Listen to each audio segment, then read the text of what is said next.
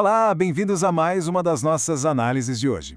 Olha só, a gente vai mergulhar de cabeça em um dos mitos mais bem-sucedidos e teimosos de toda a biologia humana. É fascinante pensar que a ciência da emoção está passando neste exato momento por uma revolução absoluta. É algo comparável à descoberta da relatividade na física, sabe?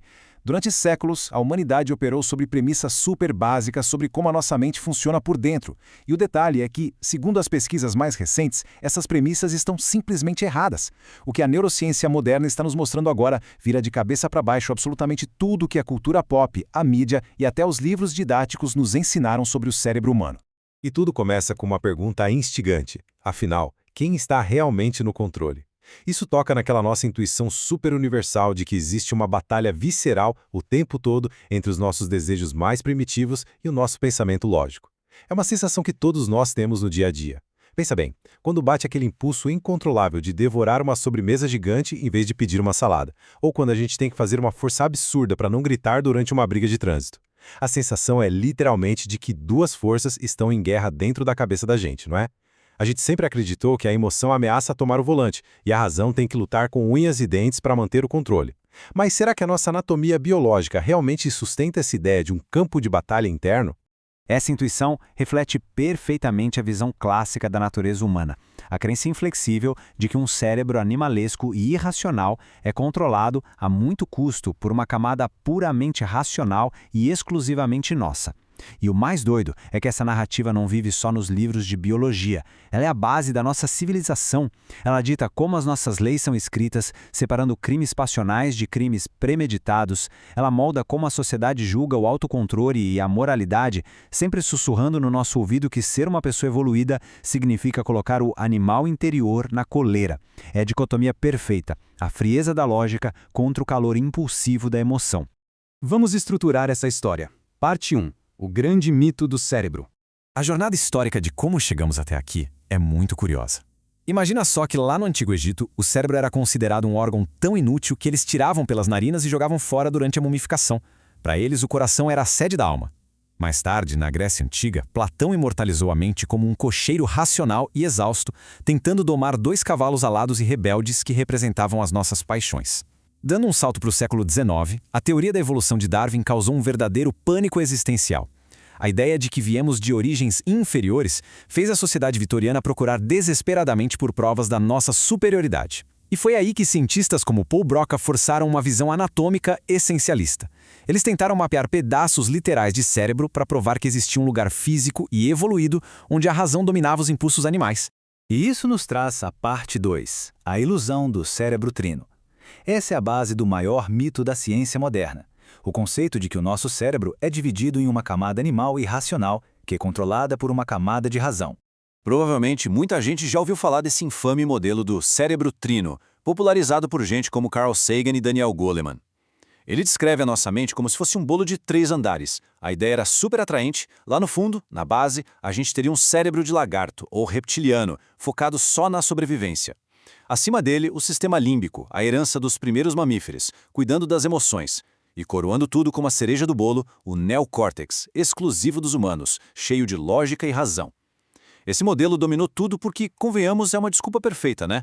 É muito mais fácil culpar um cérebro de lagarto por ter gritado com o chefe do que assumir a responsabilidade total pelas próprias atitudes. Mas a realidade crua e biológica é outra história. Como a renomada bióloga Barbara Finlay diz de forma bem direta, mapear emoção no meio do cérebro e razão no córtex é simplesmente tolice. O ponto central aqui, que qualquer especialista sério em evolução sabe, é que os cérebros não evoluem como um bolo de camadas, onde a evolução vem e joga uma cobertura nova por cima do que já existia. À medida que os cérebros dos vertebrados cresceram ao longo de milhões de anos, eles apenas se reorganizaram. O tecido cerebral humano não é uma super novidade. Os ingredientes são os mesmos para todos os vertebrados. Ter um animal enjaulado sobre uma casca de racionalidade é pura ficção.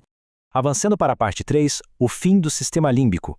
A gente precisa desapegar da ideia de que existe um endereço postal dentro do crânio dedicado exclusivamente à emoção. A neurociência moderna prova que o sistema límbico é, psicologicamente falando, um fantasma. Nenhuma área isolada do cérebro tem uma função exclusiva de 1 para 1. Por muito tempo, a galera achava que o cérebro era como um painel de interruptores. A ameaça apareceu, alguém vai lá e aperta o botão do circuito de medo, que estava lá desligadão, adormecido. Só que não.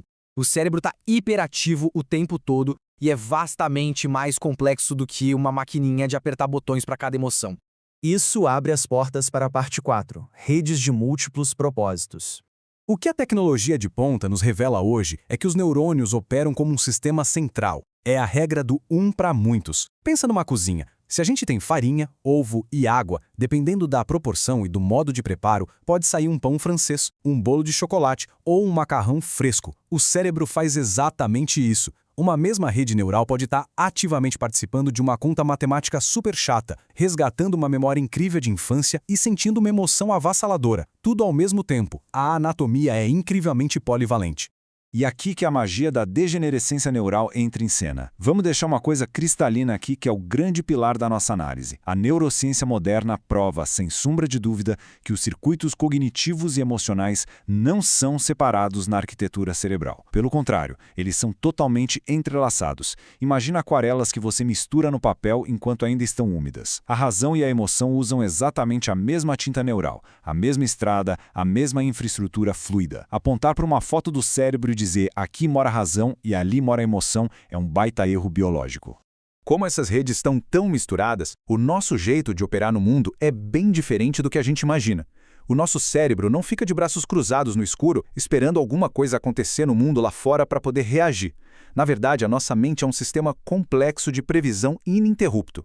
A cada milissegundo, bilhões de loops de informação tentam adivinhar o que vai acontecer no segundo seguinte, baseados em memórias passadas.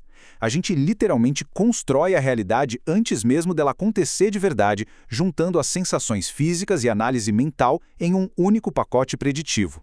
O que nos leva à parte 5, uma nova arquitetura mental. Para dar conta desse volume louco de previsões, a mente se apoia em grandes redes trabalhando em sincronia perfeita. A fundação disso tudo é a nossa rede interoceptiva, que cuida do nosso orçamento corporal. Ela gerencia silenciosamente os batimentos cardíacos, o açúcar no sangue, os pulmões, e a sacada de mestre é: essa regulação física não é só manutenção do sistema, é a matéria-prima literal do que a gente chama de emoção. Em parceria com a rede de controle que foca a nossa atenção, elas funcionam como grandes hubs de aeroportos internacionais super movimentados. Elas ficam trocando informações o tempo todo, usando os mesmíssimos caminhos para construir desde um debate filosófico elegante até uma crise de choro. O resumo da ópera e o conceito que muda o jogo é este. Não tem nenhum bichinho irracional preso na cabeça da gente brigando com um cientista lógico. Cada pensamento brilhante, cada sentimento avassalador que a gente tem é ativamente construído e montado no momento presente por um sistema biológico altamente integrado. Razão e emoção não são lugares no cérebro, são só rótulos, palavras inventadas por humanos para tentar catalogar experiências que são feitas pela mesmíssima rede fluida e complexa. O que nos deixa com uma reflexão gigante para digerir. Se o nosso cérebro opera mesmo como uma rede única e a biologia esmaga o mito de que a razão domina a esfera interna, como a gente fica?